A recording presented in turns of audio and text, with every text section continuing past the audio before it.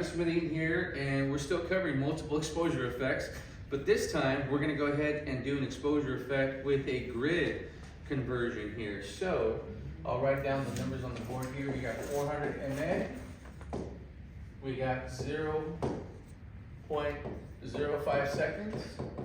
Obviously I have to read from this far, so I don't know what kind of, if that near side or far side, I don't know what that is, but I have to look at it like this. And then we got 8-to-1 grid. And then on the other side, we have 200 mA. And we have here blank seconds. And then we have a 5-to-1 grid.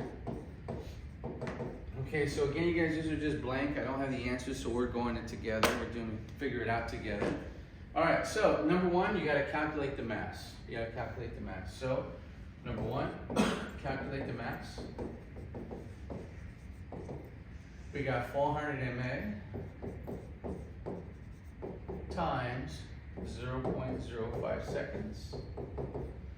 And I'm going to use my phone to do it with you guys.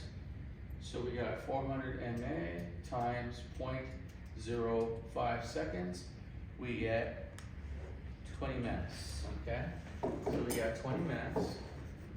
Now, the next thing that I see here, what's changing? It's going from 8-to-1 grid to a 5-to-1 grid, correct?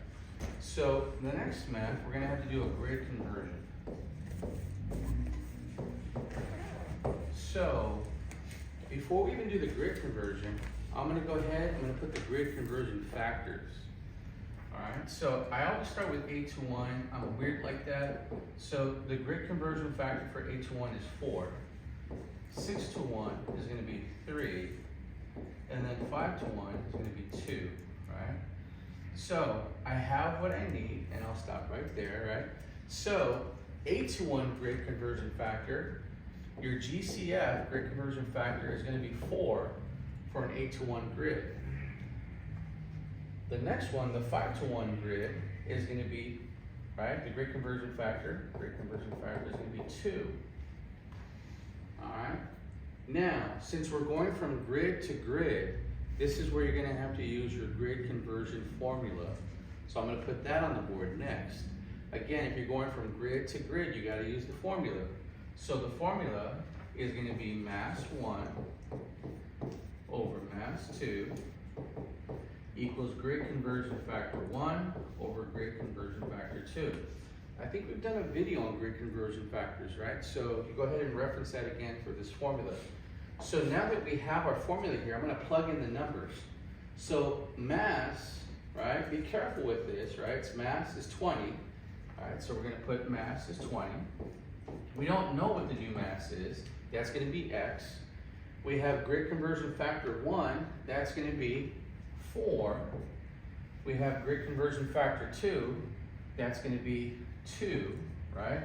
And I know you can simplify it, but I'm going to do it the long way, okay? So 4 times X is 4X, 2 times 20 is going to be 40, and then if you divide, right, it's going to be 10, correct?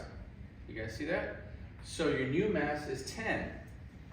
So we got 10 mass, but we don't have the time, correct? So how do we figure that out? Well, we have to divide. So remember, if you have your mass, you can divide it by your MA, and that's going to give you your time. So I'm going to go back to that triangle. Okay? I know it's simple, but it works for me.